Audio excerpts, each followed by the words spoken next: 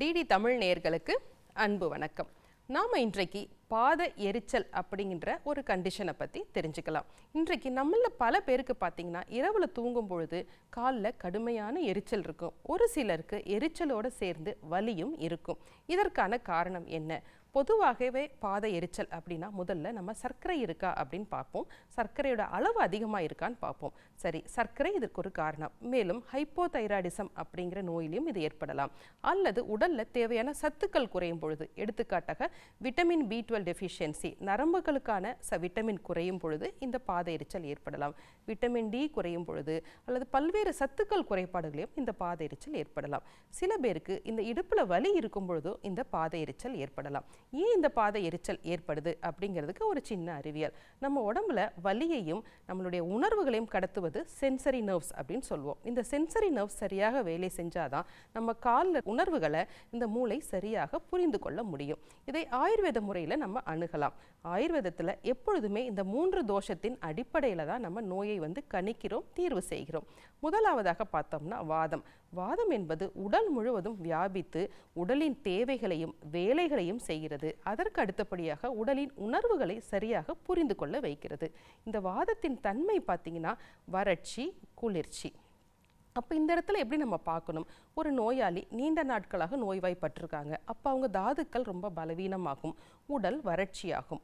உடல் வறட்சியாகும் பொழுது இந்த வாதம் மிக அதிக அளவில் சீற்றமடையும். இந்த சீற்றமடைந்த வாதமானது அது மட்டும் தனியாக இருக்காமல் கூடவே பித்தத்தையோ அல்லது ரத்தத்தையோ சேர்ந்து வீஷேட் பண்ணும். அப்படி வீஷேட் பண்ணும் பொழுது கால்களில் அந்த எரிச்சல் ஏற்படுகிறது. இரண்டாவதாக பார்த்தோம் அப்படின்னா, இந்த வாதம் வறட்சினால் மட்டும் வீஷேட் ஆகிறது இல்லை, அதனுடைய பாதை தடைப்படும் பொழுதும் வீஷேட் ஆகும். இதை எப்படி நம்ம புரிஞ்சுக்கணும் அப்படின்னா, நம்ம இடுப்பில் டிஸ்க் கம்ப்ரெஷன் இருக்குது அல்லது டிஸ்க் ப்ரொலாப்ஸ் இருக்குன்னு சொல்லும்போது வாதத்தின் சொந்த ஆற்றல் குறைந்து தடைப்படுகிறது.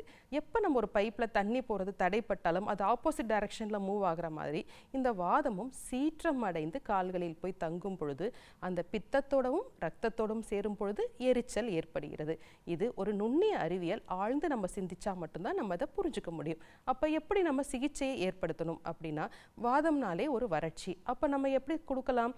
அந்த எண்ணெய் தேய்த்து குளித்தல், காலுக்கு மசாஜ் செய்யும் பொழுது அந்த வாதத்தின் வறட்சி பெருமளவில் கட்டுப்படும். நான் ஏற்கனவே சொல்லியிருக்கேன், கூடவே பித்தமும் இருக்குது, ரத்தமும் இருக்குது. அப்போ அந்த எண்ணெய் எப்படி இருக்கணும்? பித்தத்தை குறைப்பதாகவும் இருக்க வேண்டும். எப்படி நம்ம யோசிக்கலாம்? அதை சந்தனாதி தைலம், க்ஷீரபலா தைலம் போன்ற பால் கலந்த மருந்துகள், எண்ணெய்கள், பால் கலந்த மற்றும் சந்தனம் கலந்த மருந்துகளும் எண்ணெய்களும் அந்த கால்களுக்கு மென்மையாக நம்ம மசாஜ் செஞ்சு கொடுக்கும் பொழுது அந்த காலில் இருக்க உணர்வு நரம்புகள் பலப்படும். இந்த உணர்வு நரம்புகளை தான் நம்ம வாதம்னு சொல்கிறோம்.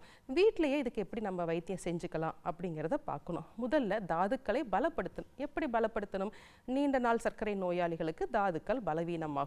அப்போ அவங்க உடம்புல கொஞ்சம் நெய்ப்புத்தன்மையை ஏற்படுத்துவதற்காக நல்ல சுத்தமான நெய்யை நம்ம எடுத்துக்கொள்ளலாம். அதற்கப்புறம் காலில் தினமும் வீட்டிலேயே கிடைக்கின்ற தேங்காய் எண்ணெய் கொஞ்சம் மசாஜ் பண்ண சொல்லலாம்.